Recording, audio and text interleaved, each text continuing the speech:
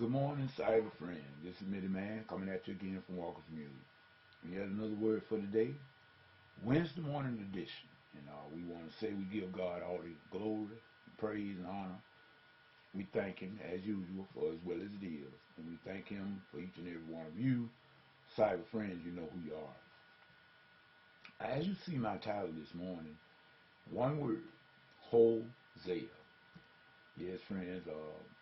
I've been talking about Hosea for just about this whole weekend, as well as on Bible study on last night.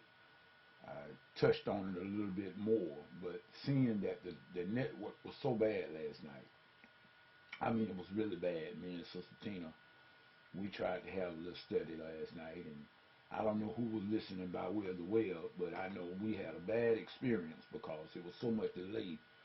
It was such a latency in the line. I mean, it was like something almost like a 5 to 10 second delay in the transmission. So it was very hard to communicate and to really have a good experience or a good Bible study. But I tried to extend upon what I taught on Sunday at Sunday school, and because it's so much in Hosea, that we can glean from, and it's just hard to do it in one study. And as I said many times on many occasions, that we don't have 30 minutes of Bible study and 45-minute grace period, and that to add to the recording of it and everything. So you got like 30 minutes, really you don't have that much to really get in a good study, so you got to be selective in what you teach. What I want to say, people, and I'm just talking to the one that, in other words, want to hear. I mean, I realize that there's a lot of times people do not want to hear the truth, and I realize that people don't want to hear the truth, and that was part of the Sunday school lesson on Sunday. That was entailed in with this study about leaders must tell people when they're wrong as well as when they're right. And a lot of times they don't mind you telling them what good they're doing, but they could care less to tell them about what wrong they might be doing.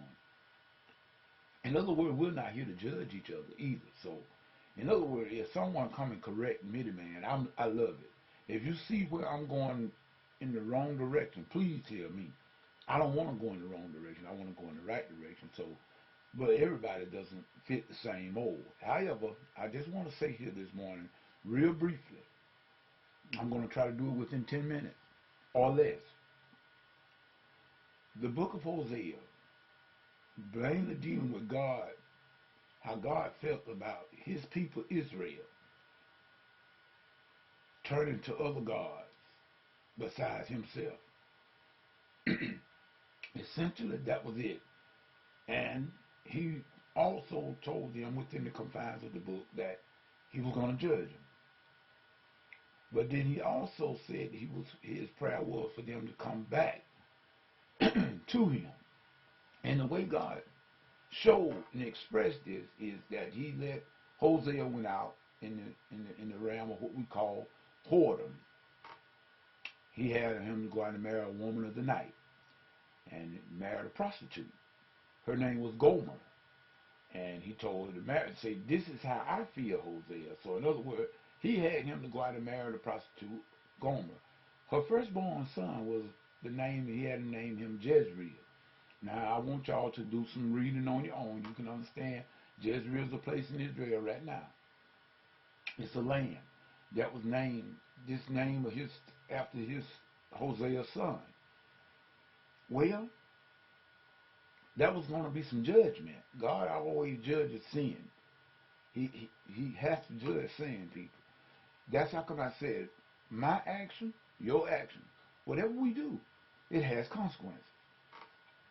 And he was going to judge the northern kingdom.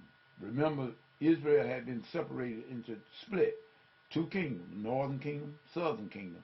Southern kingdom consisted of most two tribes, Judah and Benjamin.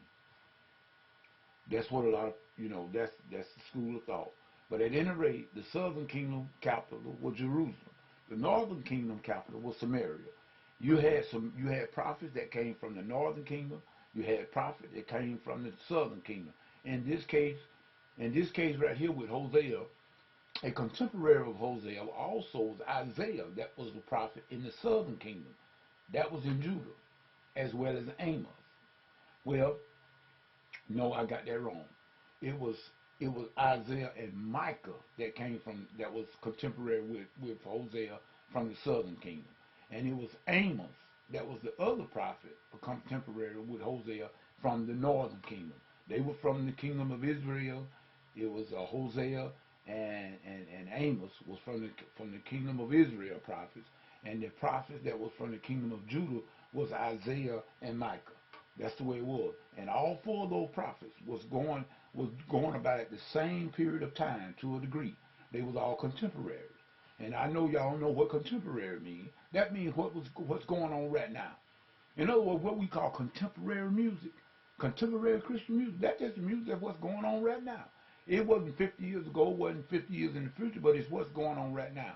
So that's what I mean by a contemporary. At any rate, we see that God was saying to Hosea to go out, and he had him to go out and marry a woman. And her name was Gomer. She had a son. We was named Jezreel, and then she had two more. She had another girl and then another son. And we, although was contending on the judgment, that God was going to bring judgment to Israel. But he was also calling them back to him. Same thing, people, right here in this last 2 minutes. God is calling to us today. All of us have, in some way, form, or fashion, erred, and we have ran away from God. We have turned our back on him. We have turned our back on his word, his statutes, and everything. And we just have not just done right by God. But he yet reaches out to us. And his best reach was his son, Jesus, Yeshua. That was his best reach out. And if we reject Christ, there's no more hope, people. So what we need, what I'm hoping that we will see from the lesson of Hosea, even though Gomer was unfaithful, God said, get her back. Same way God does us. We be unfaithful. We have been unfaithful. Some of us are unfaithful still. But God is saying, I still want you back. That is the beauty. God never really throws us away. He never gives up on us. But let me tell you something, people. We give up on God. How can we escape hell if we neglect such a great salvation, people? Let us remember that. Every time we begin to seem like we are drifting away from God, let us remember Hosea and the story of Gomer, the prostitute. That how God just wished for us to come back to him. That's what he wants us to do. With that being said, this is Mitty Man saying, whatever you get into. If God is not in it, come out of it. Because it's going to come to nothing. This is Mitty Man saying, the next Bible study, next video, whichever comes first. Peace. Goodbye.